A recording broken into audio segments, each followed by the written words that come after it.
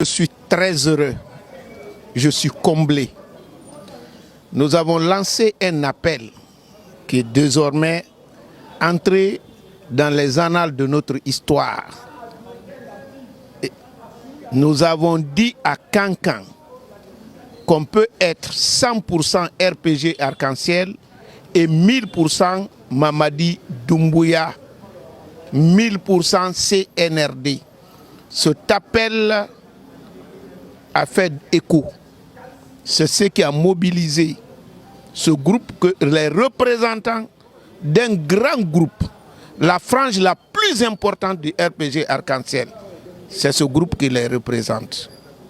Donc, je suis convaincu que les jours et les semaines à venir, vous allez voir une déclaration solennelle venant du RPG Arc-en-Ciel pour demander non seulement au président Mamadi Doumbouya de se porter candidat, mais de l'assurer la victoire à partir du premier tour, ce qu'on appelle un coup KO.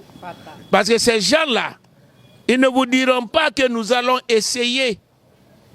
Ils l'ont fait et refait, et ils seront capables de faire encore.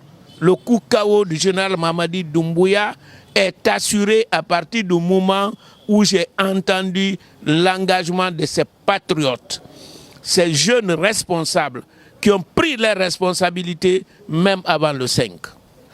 Je vous dis, au-delà du RPG, on peut être 100% l'UFDG et soutenir le général Mamadi Doumbouya et CNRD. 100% UFR et être 1000% pour le général Mamadi Doumbouya et CNRD. Parce qu'aucun parti politique n'a été créé pour détruire la Guinée. Aucun parti politique n'a été créé pour affamer les Guinéens. Tous les partis politiques ont un dénominateur commun. Rassembler tous les Guinéens, unir les Guinéens pour développer la Guinée, pour le mieux-être des Guinéens. Voilà ce que le président Mamadi Doumbouya est en train de faire. Et nous avons compris, il sait le faire, il a la volonté de faire et il fera toujours mieux. C'est pourquoi j'ai reçu, après mon appel historique de Kankan, des représentants des partis politiques, pas seulement du RPG Arc-en-Ciel, mais de l'UFR, de l'UFDG, qui ont dit, moi je suis 100% UFR, mais je soutiens le général Mamadi Doumbouya. Je suis 100% UFDG, je soutiens le général Mamadi Doumbouya. Je ne m'amuse pas. Je n'ai pas l'habitude de raconter des bêtises. Ce que je vous dis là, c'est la vérité et vous pouvez vérifier. Vous savez, les gens font rapidement des raccourcis. On compare un président de la République à une ménagère qui gère sa petite famille. Une fois qu'on est président de la République, on ne s'appartient plus. On ne décide plus ce qu'on doit faire.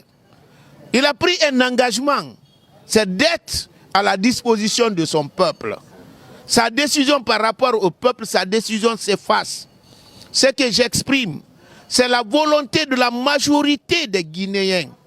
Face à la volonté de la majorité des Guinéens, en tant que patriote, digne fils de la Guinée, il ne peut qu'accéder à la demande des Guinéens.